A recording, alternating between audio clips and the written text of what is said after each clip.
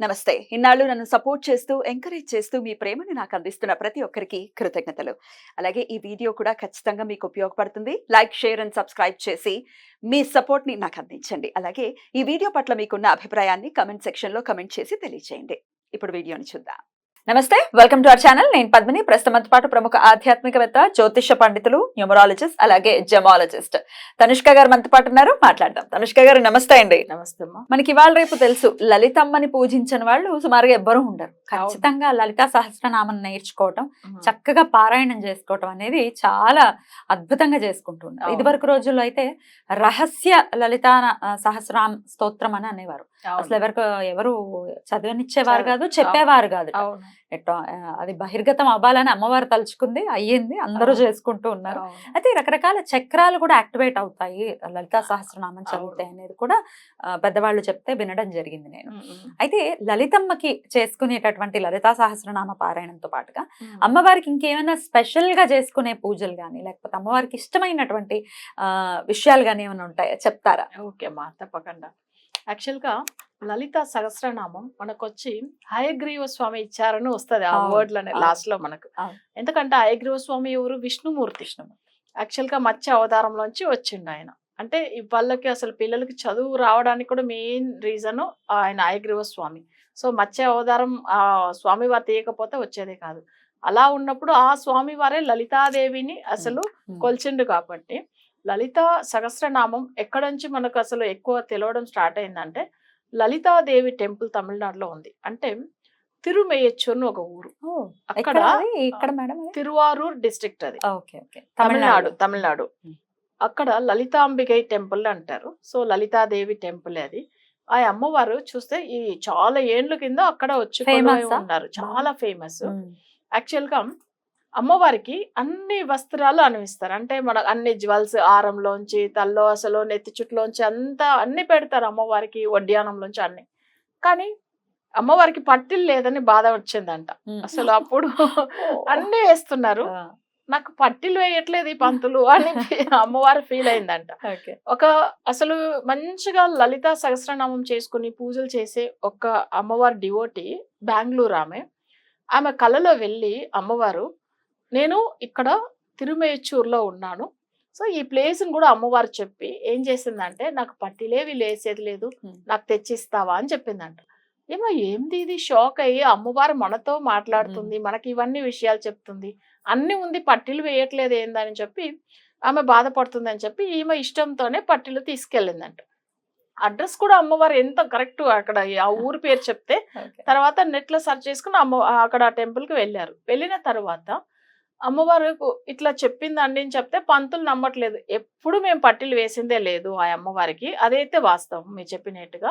కానీ అమ్మవారికి వేయడానికి విగ్రహంలో అక్కడ పట్టిలు వేసేదానికి ఆ ప్లేస్ ఉండాలి అని చెప్పి ఆయన చెప్తున్నారు. లేదండి, అమ్మవారు చెప్పింది, నాతో గట్టిగా చెప్పింది, నేను ఇక్కడ కొలువై ఉన్నాను, నాకు కావాలని చెప్పింది, నేను ఎలా అసలు చాలా బాధపడుతున్నా అని చెప్పి ఆమె ఫీల్ అవుతూ చెప్తూ ఉంటే, ఒకసారి వెళ్ళి ఆమె పాదాల దగ్గర ఇట్లా చేయి పెట్టగానే జస్ట్ అవి చిన్నగా ఏంటంటే అభిషేకం చేసినది అంతా డస్ట్ లాగా ఉండేది, అక్కడ ఉండిపోయింది చూడండి. ఇలా తోయగానే అమ్మవారు పట్టిలు వేసేదానికి ప్లేస్ కనిపెట్టారు అప్పుడు ఫస్ట్ టైం వాళ్ళు. సో అప్పుడు ఏమైందంటే, ఆమె చూడండి వేయవచ్చామండి, ఆమె తీసుకెళ్లిన పట్టిలు అలానే వేసిండ్రు. అసలు ఇప్పుడు కూడా ప్రతి ఒక్కరు ఏదైనా కోరిక పెట్టుకుని వాళ్ళకి సక్సెస్ కావాలి, ఆ అమ్మవారికి పట్టిలు తీసిస్తాని మొక్కున్నారు అనుకోండి, వాళ్ళు ఏ కోరికైనా నెరవేరుతుంది. సో ఇప్పుడు వాళ్ళకి పిల్లలకి పెళ్లి చేయాలని అనుకుని ఉంటారు, లేదు వాళ్ళకి ఏదైనా ఆర్థిక ఇబ్బందులు ఉండవచ్చేమో, కానీ అమ్మవారి మీద చాలా భక్తిగా కోరుకుని, అమ్మ నేను మీకు పట్టీలు తెచ్చిస్తాను అని చెప్పి మొక్కుని, సో అమ్మవారి గురించి పూజలు చేసి తర్వాత ఆ పనులు వాళ్ళకి ఆ కోరిక నెరవేరిన తర్వాత పట్టీలు తీసుకెళ్లి అమ్మవారికి అసలు గిఫ్ట్ గా ఇస్తారు. అది చాలా మందిలో అక్కడ ఇప్పటికీ నడుస్తూ ఉన్నాయి ఆ విషయం. ఎందుకంటే అమ్మవారికి అన్ని అసలు చూడండి, అన్ని అలంకారం చేసిండ్రు, అన్ని పెట్టిండ్రు, అంటే వడ్డాల నుంచి అన్ని పెట్టిండ్రు, కానీ పట్టీలు లేవనే విషయము ఆ అమ్మవారు చెప్పే కదా తెలిసింది. అసలు అంత పవర్ఫుల్. సో ఇప్పుడైనా కూడా మనం ఏదైనా కోరుకుని అమ్మవారి గుడికి, ఆ గుడి మీరు ఏదైతే చెప్పారో ఎక్కడండి అది? చెన్నై నుంచి ఎంత దూరం ఉంటుంది? అది ఇంకా లాంగ్ ఉంటుంది. తిరువారూర్ డిస్ట్రిక్ట్. మనం గూగుల్లో కొట్టినా కూడా వచ్చేస్తుంది.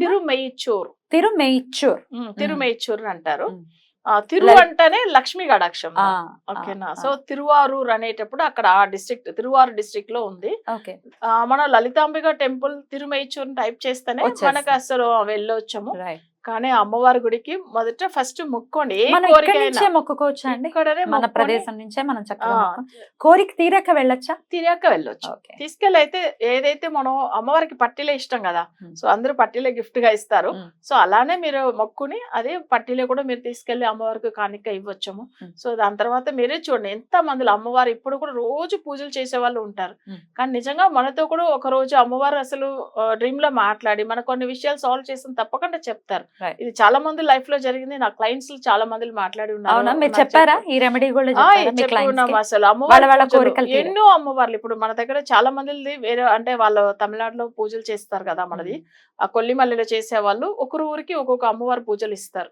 సో ప్రతి ఒక్కరు వాళ్ళు ఫాలో అయిన ఆ రోజుల లోపలనే సాల్వ్ అయిపోతాయి వాళ్ళ సమస్యలు అంతా క్లియర్, అసలు క్యూర్ అయిపోతాయి, వాళ్ళు బయటపడతారు. తర్వాత అమ్మవారికి ఏమన్నా చేయాలని మొక్కుంటే అలానే చేస్తారు. రైట్. చాలా మందిలో అలా ఉన్నారు. అద్భుతం. అయితే నాకు ఇప్పుడు అనిపించింది, నేను ఇప్పుడు మనసులో ఒక కోరిక కోరుకుంటున్నాను మీ సరే. సమక్షంలోనే, మీరే చెప్పారు కాబట్టి ఇప్పుడు తప్పకుండా మనస్ఫూర్తిగా ఒక కోరిక కోరుకుంటున్నాను. ఆ కోరిక నెరవేరిన వెంటనే నేను ఖచ్చితంగా అమ్మవారికి పట్టీలు సమర్పిస్తాను. అలాగే వీడియో చేసి ప్రజలకి ఎక్కడుంది ఆ అమ్మవారి టెంపుల్, ఎలా వెళ్ళాలి అనే విషయాలు మొత్తం చెప్తాను. కోరుకోమంటారా? తప్పకుండా కోరుకోండి. మీరే మళ్ళీ లైవ్ లో మాట్లాడాలి. ఖచ్చితంగా మాట్లాడతాను. అందుకే కదా మనసుకి స్ఫురణకు వచ్చిన అమ్మవారు కోరుకోమని చెప్తున్నారు. లేకపోతే మీ ద్వారా నాకు ఇది తెలిసింది. చూడండి. అవును. ఒక్కసారి అమ్మవారి పేరేంటండి అక్కడ? లలితాదేవి, లలితాంబిక టెంపుల్ అంటారు. లలితాంబికై. లలితాంబిక.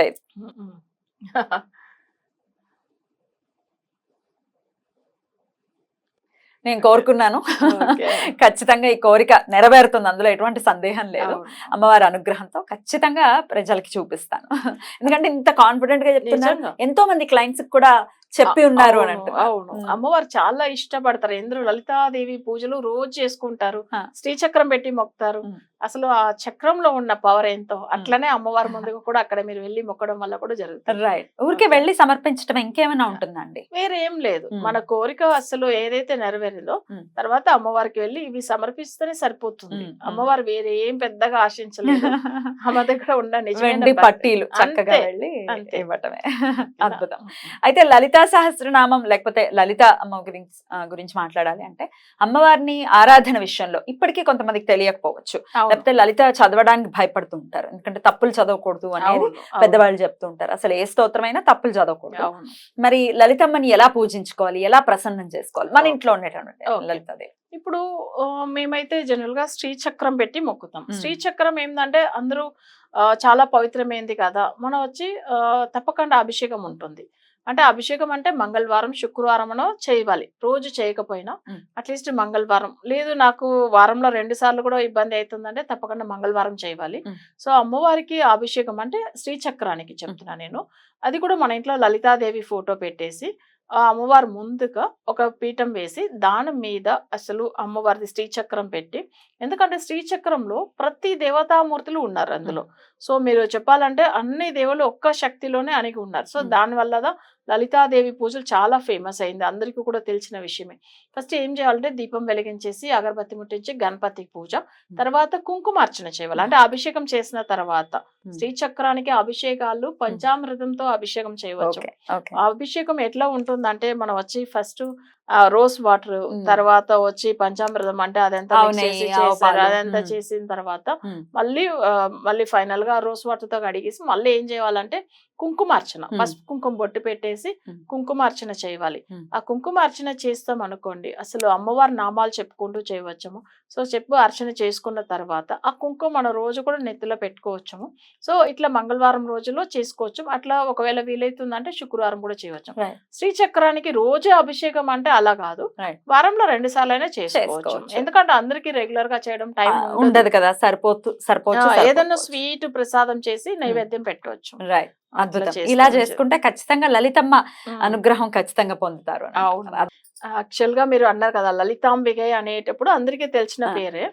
అమ్మవారి పేరు మేకలాంబికై. సౌందర్య నాయకిని కూడా చెప్తారు, ఎందుకంటే అందంగా ఉంటుంది అమ్మవారిని. సో స్వామి వారు ఉంటాడు, ఆయన వచ్చి ఏంటంటే అక్కడ సకల సమస్యలని తీరుస్తాడు కాబట్టి ఆయన పేరు కూడా ఏంటంటే సకల భువనేశ్వరర్.